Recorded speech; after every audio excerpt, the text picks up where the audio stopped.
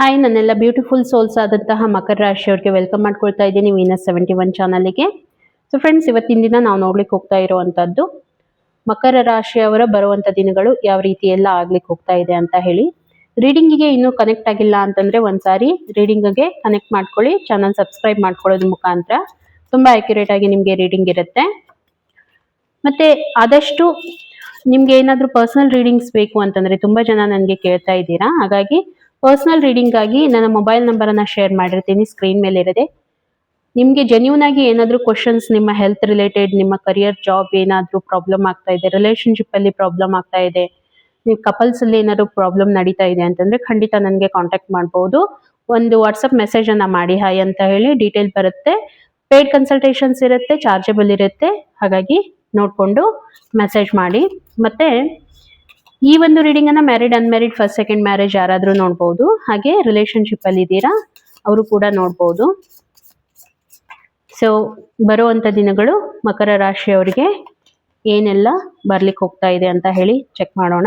So cards ಅನ್ನ observe ಮಾಡಿ, ನನ್ನ ಬೆಕ್ಕನ್ನ ಅಬ್ಸರ್ವ್ ಮಾಡ್ಲಿಕ್ಕೆ ಹೋಗ್ಬೇಡಿ. ಅದು ಯಾಕೋ ಇವತ್ತು ಲಕ್ ಅಂತ ಹೇಳ್ಬೋದು, ಇಲ್ಲಿ ಬಂದು ಕುಂತಿದೆ. ಓಕೆ,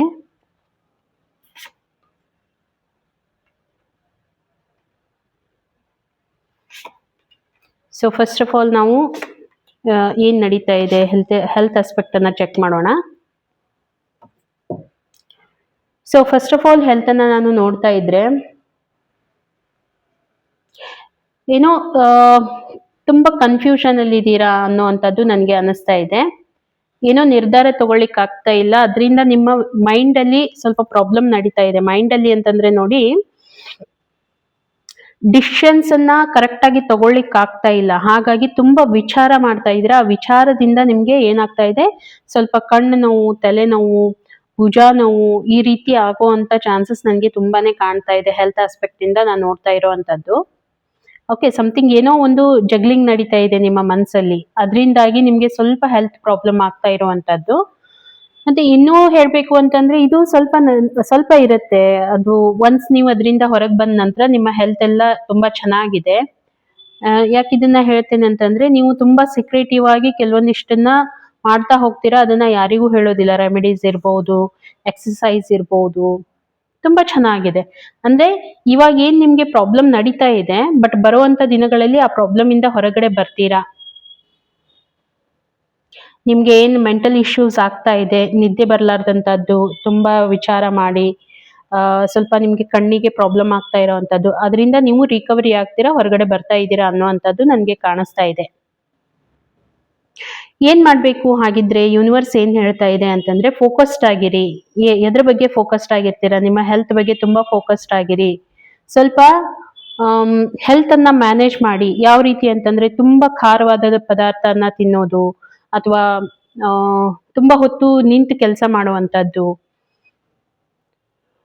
ಇನ್ನು ಹೇಳ್ಬೇಕು ಅಂತಂದ್ರೆ, ಹೊಟ್ಟೆಗೆ ರಿಲೇಟೆಡ್ ಏನಾದ್ರೂ ಇಶ್ಯೂಸ್ ಅಂತ ಇದ್ರೆ ಅದಕ್ಕೆ ಸ್ವಲ್ಪ ಟ್ರೀಟ್ಮೆಂಟ್ ತಗೊಳ್ಳೋ ಅಂತದ್ದು. ಹೊಟ್ಟೆ ಉರಿ ಅಂತ ಇದ್ರೆ ಅದಕ್ಕೆ ಏನಾದ್ರೂ ನೀವು, ಅಥವಾ ನಿಮ್ಗೆ ಆಸಿಡಿಟಿ ಪ್ರಾಬ್ಲಮ್ ಇರ್ಬೋದು, ಅದರಿಂದ ಸ್ವಲ್ಪ ನೀವೇನ್ ಮಾಡ್ಬೇಕು, ರಿಕವರ್ ಮಾಡ್ಕೋಬೇಕು ಅನ್ನುವಂಥದ್ದು ಯೂನಿವರ್ಸ್ ಹೇಳ್ತಾ ಇದೆ. ಸ್ವಲ್ಪ ಬ್ಯಾಲೆನ್ಸ್ ಫುಡ್ ಅನ್ನ ಮೇಂಟೈನ್ ಮಾಡಿ. ಯಾಕಂದ್ರೆ ಆಲ್ರೆಡಿ ತುಂಬಾ ಈ ಒಂದು ಸಮರ್ ಸೀಸನ್ ತುಂಬಾ ಹೈ ಆಗಿರುವಂತ ಒಂದು ಸಮರ್ ಅಂತ ಹೇಳ್ಬಹುದು. ತುಂಬಾ ತುಂಬಾ ಬಿಸಿಲು. ಹಾಗಾಗಿ ಆದಷ್ಟು ನೀರನ್ನ ಹೆಚ್ಚಿಗೆ ಕುಡಿಬೇಕು. ಅದರಿಂದ ನಿಮ್ಮ ಒಂದು ಹೆಲ್ತ್ ಏನಿರುತ್ತೆ, ಅದ್ರ ಜೊತೆಗೆ ನಿಮ್ಮ ಬ್ರೈನ್ ಕೂಡ ತುಂಬಾ ಕಾಮ್ ಆಗಿರುತ್ತೆ, ಮನಸ್ಸು ತುಂಬಾ ಶಾಂತವಾಗಿರುತ್ತೆ. ಇವಾಗೇನು ಇಶ್ಯೂಸ್ ನಡೀತಾ ಇದೆ ಅದರಿಂದ ನೀವು ಹೊರಗಡೆ ಬರ್ತೀರಾ. ಫೈನಾನ್ಷಿಯಲ್ ವೈಸ್ ನಾನು ನೋಡ್ತಾ ಇದ್ರೆ ತುಂಬಾ ಎಫರ್ಟ್ ಹಾಕ್ತಾ ಇದ್ದೀರಾ. ಏನು ಅಂತಂದ್ರೆ, ನಿಮ್ಮ ಸ್ಕಿಲ್ಸ್ ಅನ್ನ ಡೆವಲಪ್ಮೆಂಟ್ ಮಾಡ್ಕೊಳ್ತಾ ಇದ್ದೀರಾ, ನಿಮ್ಮ ಫೈನಾನ್ಸ್ ಅನ್ನ ಸ್ಟ್ರಾಂಗ್ ಮಾಡ್ಕೊಳ್ಳೋದಕ್ಕೆ. ಏನ್ ಸ್ಕಿಲ್ಸ್ ಇರ್ಬೋದು ಹಾಗಿದ್ರೆ? ಸ್ಕಿಲ್ಸ್ ಅಂತಂದ್ರೆ ನೋಡಿ, ಸುಮಾರು ಇವಾಗ ಕಾಂಪಿಟೇಷನ್ಸ್ ತುಂಬಾ ಹೈ ಆಗಿದೆ. ಬರೀ ನೀವು ಏನೋ ಒಂದು ವಿದ್ಯೆಯನ್ನ ಕಲ್ತಿದ್ದೀರಾ, ಅದ್ರ ಬೇಸ್ ಮೇಲೆ ನಿಮ್ಗೆ ಯಾರಾದ್ರೂ ಜಾಬ್ ಕೊಡ್ತಾರೆ, ಅದ್ರ ಬೇಸ್ ಮೇಲೆ ನೀವ್ ಏನಾದ್ರೂ ಮಾಡ್ಲಿಕ್ಕೆ ಹೋಗ್ತೀನಿ ಅಂತಂದ್ರೆ, ಕೆಲವೊಂದಿಷ್ಟು ಏರಿಯಾದಲ್ಲಿ ಯಾವ ರೀತಿ ಇರುತ್ತೆ, ಅವರು ಸ್ಕಿಲ್ಸ್ ಮೇಲೆ ವರ್ಕ್ ಮಾಡೋರು ಇರ್ತಾರೆ. ಅಂದ್ರೆ ನೀವು ಏನ್ ಎಜುಕೇಶನ್ ಮಾಡಿದೀರಾ, ಅದು ನಿಮ್ಮ ಸ್ಕಿಲ್ಸ್ ಎರಡು ಸೇರಿ ನೀವು ಯಾವ ರೀತಿ ಯುಟಿಲೈಸೇಷನ್ ಮಾಡ್ಕೊಳ್ತೀರಾ, ಸೊ ನಿಮ್ಗೆ ಅಲ್ಲಿ ಹೈ ಪ್ರಯಾರಿಟಿ ಇರುತ್ತೆ. ಹೌದಾ? ಹಾಗೆ ಇಲ್ಲಿನೂ ಕೂಡ ನೀವೇನ್ ಮಾಡ್ತಾ ಇದ್ದೀರಾ, ಸ್ಟ್ರಾಟಜಿಯನ್ನ ಯೂಸ್ ಮಾಡ್ತಾ ಇದ್ದೀರಾ, ಸ್ಕಿಲ್ಸ್ ಮೇಲೆ ವರ್ಕ್ ಮಾಡ್ತಾ ಇದ್ದೀರಾ. ನಿಮ್ಮನ್ನ ನೀವು ತುಂಬಾ ಹಾರ್ಡ್ ವರ್ಕಿಗೆ ತಗೊಂಡು ಹೋಗಿದ್ದೀರಾ. ಮೇ ಬಿ ನೀವು ಔಟ್ ಆಫ್ ಕಂಟ್ರಿ ದುಡಿತಾ ಇರ್ಬಹುದು. ಮೇ ಬಿ ನೀವು ಔಟ್ ಆಫ್ ಸ್ಟೇಷನ್, ನಿಮ್ಮ ಮನೆಯಿಂದ ದೂರ ಇದ್ದು ನೀವು ತುಂಬಾ ಚೆನ್ನಾಗಿ ದುಡ್ಡು ಮಾಡ್ಬೇಕು ಅಂತ ಹೇಳಿ ತುಂಬಾ ಆದ್ರೆ ಇದ್ರ ನಡುವೆ ನೀವ್ ಏನ್ ಮಾಡ್ತಾ ಇದ್ದೀರಾ ಅಂತಂದ್ರೆ ನಿಮಗೆ ನೀವು ಪ್ರಯಾರಿಟಿ ಕೊಡ್ತಾ ಇಲ್ಲ. ನಿಮ್ಮ ಫ್ಯಾಮಿಲಿಗೆ ನೀವು ಪ್ರಯಾರಿಟಿ ಕೊಡ್ತಾ ಇದ್ದೀರಾ. ತುಂಬಾ ಎಫರ್ಟ್ ಮಾಡ್ತಾ ಇದ್ದೀರಾ. ನೀವ್ ಯಾವ ರೀತಿ ಥಿಂಕ್ ಮಾಡ್ತೀರಾ ಅಂತಂದ್ರೆ ನೀವು ಯಾವುದೇ ಪೊಸಿಷನ್ ಅಲ್ಲಿ ಇದ್ರೂ ಕೂಡ ನಿಮ್ಮ ಫ್ಯಾಮಿಲಿ ಅವರು ಚೆನ್ನಾಗಿರ್ಬೇಕು, ಅವ್ರಿಗಾಗಿ ಏನಾದ್ರೂ ಒಂದ್ ಮಾಡ್ಬೇಕು ಅಂತ ಹೇಳಿ ನಿಮ್ಮನ್ನ ನೀವು ಹೇಗ್ ಮಾಡ್ಕೊಂಡಿದ್ದೀರಾ ಅಂತಂದ್ರೆ ಎಂಟೈರ್ ನಿಮ್ಮ ಒಂದು ಫ್ಯಾಮಿಲಿ ಇಂದ ದೂರ ಇದ್ದೀರಾ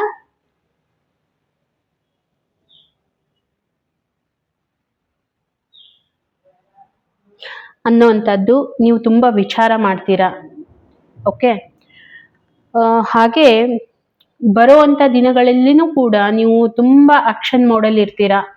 ಆಕ್ಷನ್ ಮೋಡಲ್ಲಿ ಅಂತಂದ್ರೆ ನೀವು ಆ, ಏನೇನ್ ಮಾಡ್ಬೇಕು, ಇನ್ನು ನೀವು ಬಿಸ್ನೆಸ್ ಅಲ್ಲಿ ಯಾವ ರೀತಿ ನಿಮ್ಮನ್ನ ನೀವು ಪರ್ಫೆಕ್ಷನ್ ಆಗಿ ತಗೊಂಡ್ ಬರ್ಬೇಕು, ಪ್ರೊಫೆಷನಲ್ ಅನ್ನ ಯಾವ ರೀತಿ ಮೇಂಟೈನ್ ಮಾಡ್ಬೇಕು, ಮತ್ತೆ ಎಫೆಕ್ಟಿವ್ ಆಗಿ ಕಮ್ಯುನಿಕೇಶನ್ ಮಾಡೋದನ್ನ ಕಲಿತೀರಾ.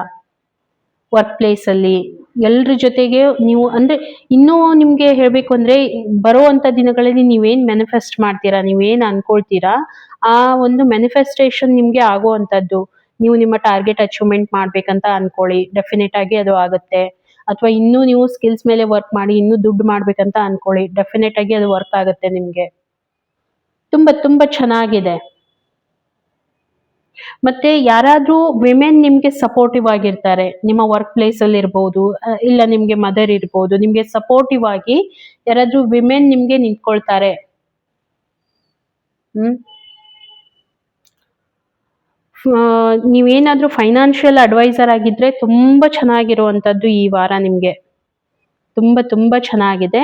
ಬಟ್ ಒಂದ್ ಥಿಂಗ್ ಏನಂತಂದ್ರೆ ಇಲ್ಲಿ ಯೂನಿವರ್ಸ್ ಏನ್ ಹೇಳಲಿಕ್ಕೆ ಹೋಗ್ತಾ ಇದೆ ಅಂತಂದ್ರೆ, ಯಾರು ಏನ್ ಮಾತಾಡ್ಕೊಳ್ತಾರೆ, ಯಾರು ಏನ್ ಬಿಡ್ತಾರೆ ಅನ್ನೋದ್ರ ಬಗ್ಗೆ ಥಿಂಕ್ ಮಾಡ್ಲಿಕ್ಕೆ ಹೋಗ್ಬೇಡಿ.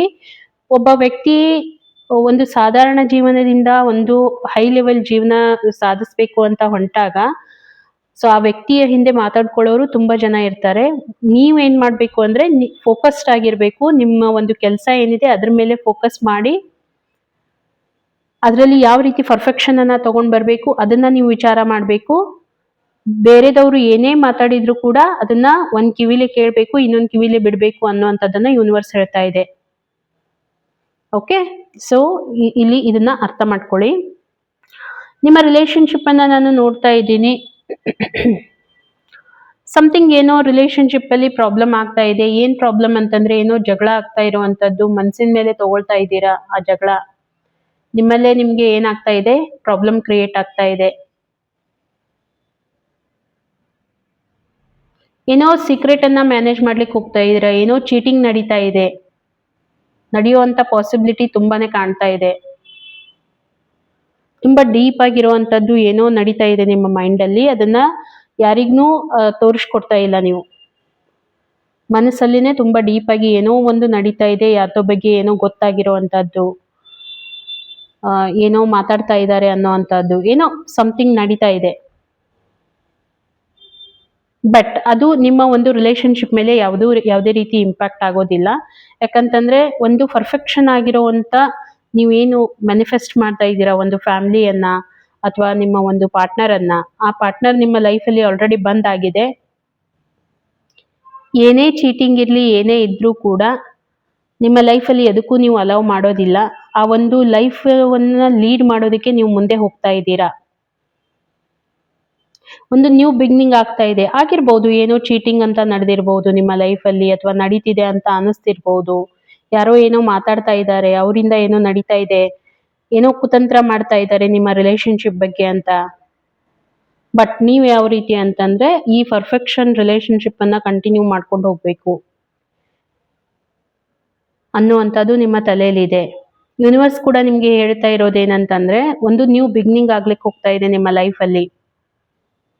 ಸೊ ಅದನ್ನ ರೆಸ್ಪೆಕ್ಟ್ಫುಲಿ ಅದನ್ನ ವೆಲ್ಕಮ್ ಮಾಡ್ಕೊಳ್ಳಿ. ಆ ಒಂದು ಜೀವನವನ್ನ ಎಂಜಾಯ್ ಮಾಡಿ. ಯಾಕಂತಂದ್ರೆ ಏನೋ ಒಂದು ಪ್ಯಾಟರ್ನ್ ಇತ್ತು, ಅದು ಕ್ಲೋಸ್ ಆಗ್ಲಿಕ್ಕೆ ಹೋಗ್ತಾ ಇದೆ ರಿಲೇಶನ್ಶಿಪ್ ವೈಸ್ ನೋಡಿದಾಗ. ಓಕೆ ಅನ್ನುವಂಥದ್ದನ್ನು ಯೂನಿವರ್ಸ್ ಹೇಳ್ತಾ ಇದೆ. ಸೊ ಅರ್ಥ ಮಾಡಿಕೊಂಡು ನೀವು ಕೂಡ ಅದಕ್ಕೆ ಅಷ್ಟೇ ರೆಸ್ಪೆಕ್ಟ್ ಕೊಟ್ಟು ಕಂಟಿನ್ಯೂ ಮಾಡ್ಕೊಳ್ಳಿ. ಮೇಜರ್ ಥಿಂಗ್ಸ್ ಏನೂ ಇಲ್ಲ ನಿಮಗೆ. ರಿಲೇಷನ್ಶಿಪ್ ವೈಸ್ ನೋಡಿದಾಗ ಸ್ವಲ್ಪ ಸಣ್ಣ ಪುಟ್ಟ ಕಲೇಶ ಇರುತ್ತೆ ಸ್ಟಾರ್ಟಿಂಗ್ ಡೇಸಲ್ಲಿ, ಬಟ್ ಬರುವಂಥ ದಿನಗಳಲ್ಲಿ ಅದರಿಂದ ಹೊರಗಡೆ ಬರ್ತೀರಾ, ಲೈಫನ್ನು ಎಂಜಾಯ್ ಮಾಡ್ತೀರಾ, ಪಾರ್ಟ್ನರ್ಶಿಪ್ಪನ್ನು ಎಂಜಾಯ್ ಮಾಡ್ತೀರಾ, ನಿಮ್ಮ ಲೈಫ್ ಪಾರ್ಟ್ನರ್ ಜೊತೆಗೆ ಒಳ್ಳೆ ಒಳ್ಳೆ ಕ್ಷಣಗಳನ್ನು ಕಳಿತೀರಾ ಅಂತ ಹೇಳ್ಬೋದು. ಹಾಗಿದ್ರೆ ರೀಡಿಂಗ್ ನಿಮಗೆ ಹೇಗನ್ನಿಸ್ತು ಖಂಡಿತ ನನಗೆ ಒಂದು ಮೆಸೇಜ್ ಮುಖಾಂತರ ತಿಳಿಸಿ. ರೀಡಿಂಗ್ ಇಷ್ಟ ಆಗಿತ್ತು ಅಂತಂದರೆ ಒಂದು ಲೈಕ್ ಕೊಡಿ ಅಂತ ಹೇಳ್ತಾ ಸಿಗೋಣ ಹಾಗಿದ್ರೆ ಇನ್ನೊಂದು ವಿಡಿಯೋದಲ್ಲಿ. ಅಲ್ಲಿವರೆಗೂ ಎಲ್ರಿಗೂ ಥ್ಯಾಂಕ್ ಯು.